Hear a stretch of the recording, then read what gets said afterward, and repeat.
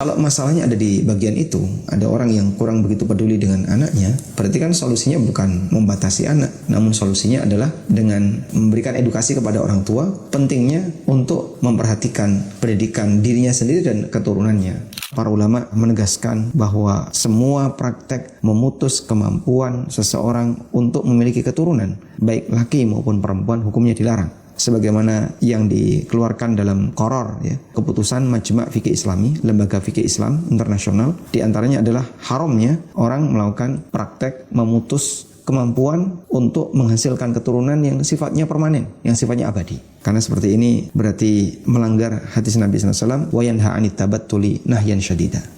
Baik Ustaz, yang Ustaz ceritakan barusan itu kan mungkin kita bicara di kondisi ideal ya, di mana ayahnya atau ibunya itu punya anak, diurusi Ustaz, dirawat, dijaga, dididik. Bagaimana dengan kondisi orang tua yang tidak ideal Ustaz? Artinya tidak ideal itu semangatnya buat anak aja gitu loh. Nanti lahir anaknya kececer-cecer anaknya, nggak diurusi, nggak dirumati, makannya gimana dan yang lain. Ini kita butuh menyikapi orang tua yang semangatnya itu tadi hanya buat anak saja. Apa nggak bisa Ustaz kita gunakan gitu loh si vasektomi tadi gitu ya sebagai wasilah kita untuk orang-orang yang modelnya begini Ustaz, nggak peduli dengan anak, kemudian akhirnya nyusahin masyarakat. Bahkan yang jadi korban tuh justru anaknya sendiri Ustaz. Punya orang tua kayak bingung, ini bapak saya kemana, ibu saya gimana, nggak diurusi.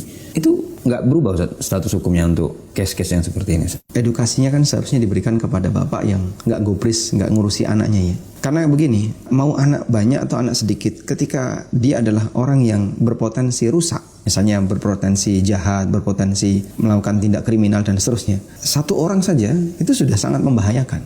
Jadi misalnya si A cuma punya 2 anak, tapi dia nggak pernah ngajari anaknya untuk berbuat baik. Bahkan dia menelantarkan anaknya sampai anaknya jadi anak yang berbahaya karena hidupnya hidup yang serba di lingkungan keras misalnya. Si B anaknya banyak dan dia perhatian dengan pendidikan anaknya. Akhirnya semua anaknya jadi orang yang baik. Sebenarnya faktor ini kan tidak ditentukan oleh jumlah jadinya.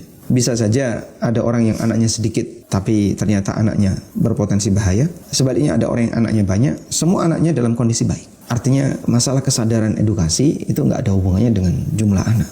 Oleh karena itu, kalau masalahnya ada di bagian itu, ada orang yang kurang begitu peduli dengan anaknya, berarti kan solusinya bukan membatasi anak, namun solusinya adalah dengan memberikan edukasi kepada orang tua, pentingnya untuk memperhatikan pendidikan dirinya sendiri dan keturunannya. Dia diajarkan tanggung jawab sebagai seorang bapak dan seterusnya. Kita mengalihkan solusi kepada posisi yang benar.